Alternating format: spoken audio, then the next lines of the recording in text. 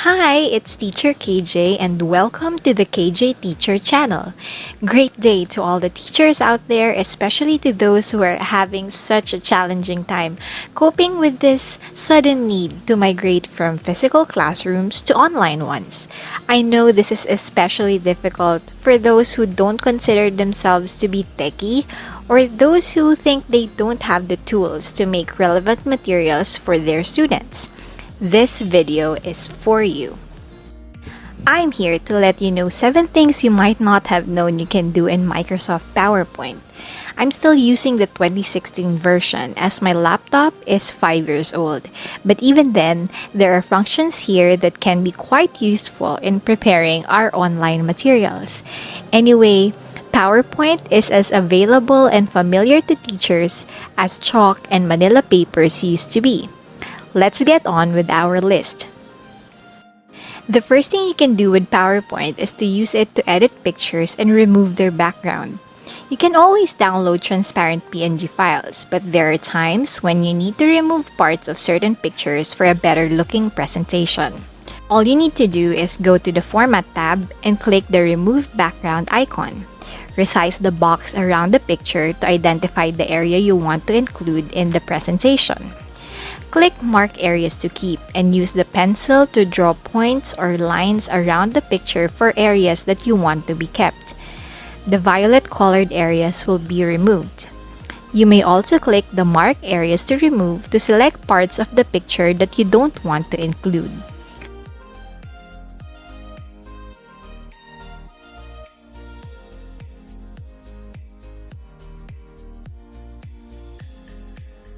Click Keep Changes when you're satisfied, and you have a transparent PNG-like photo in your presentation. The second thing you can do with PowerPoint is to customize the slide sizes that will suit a document you want to lay out, such as invitations, tarpaulins, or book covers. Just go to the Design tab, click the slide size, then customize slide size. You may select from preset sizes or enter your desired size.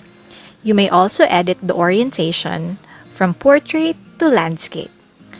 I use this layout for the cover of a module I submitted as an output for a seminar I attended, and I will be using it for the layout of future learning materials I'm going to do.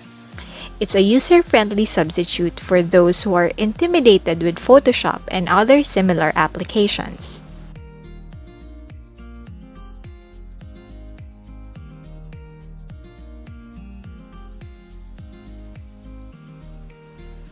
For number 3, you also have the option to save the slides directly as picture files. Just save your presentations as usual, except for clicking the drop-down menu below the file name field and choosing either GIF, JPEG, or PNG, then saving it. You will then be asked if you want to save just one slide or all slides as pictures. Then, they will automatically be saved in a separate folder.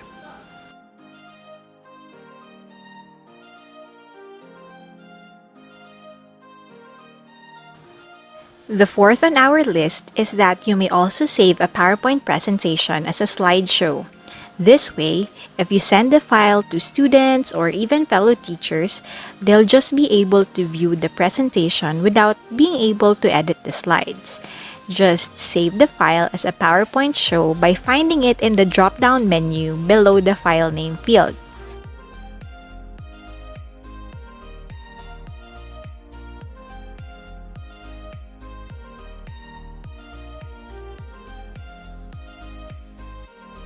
This is especially useful if you have PowerPoint presentations with internal hyperlinks, so the viewer of the file can experience your presentation like it's an application.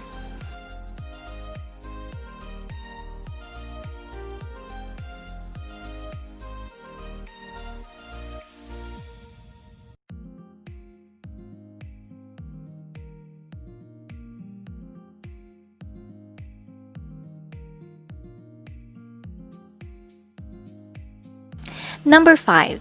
Most laptops have snipping tools, and you can always use the print screen button if you want to take screenshots. But can also use the screenshot tool in your PowerPoint presentation to directly insert one to your presentation. Just go to the Insert tab and click the screenshot icon. Click the screen clipping option and use your mouse to choose the area you want to clip. Doing so will automatically insert the clipping on your presentation. By right-clicking on the picture and selecting the Save as Picture option, you may save the screenshot as a picture file on your computer as well. Similar to the process in number 5, number 6 is that you can use PowerPoint to insert and save screen recording without having to download another software. Just go to the Insert tab and click the screen recording icon at the rightmost part of the tab. A tiny box will appear at the top of your screen. Clicking this button would mean that you want the movement of your mouse to be recorded as well. You may unclick it if you don't want to. This button will allow you to record your voice while recording the screen. The next button allows you to select only an area of the screen within red dotted lines that you want to be recorded. Click this button if you're ready to record. A 3-second timer will appear to count down to the beginning of recording.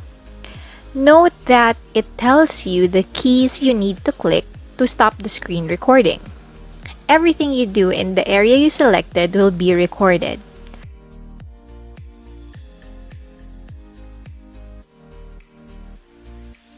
Once you're done, don't forget to click the Windows logo key followed by Shift and Q key to stop recording.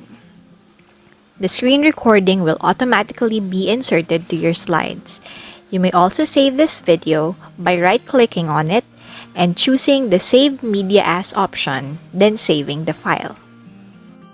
And finally, for number 7, you may also record your PowerPoint presentation after adding all the necessary elements and animations. To save it as a video, go to the Slideshow tab and click the Record Slideshow button. You have the option to start the recording from the beginning of the slides or the current slide. A dialog box with checkboxes will appear so you can choose which ones you want to include in the recording. I inserted a pre-recorded audio in this presentation, so I unchecked the second box.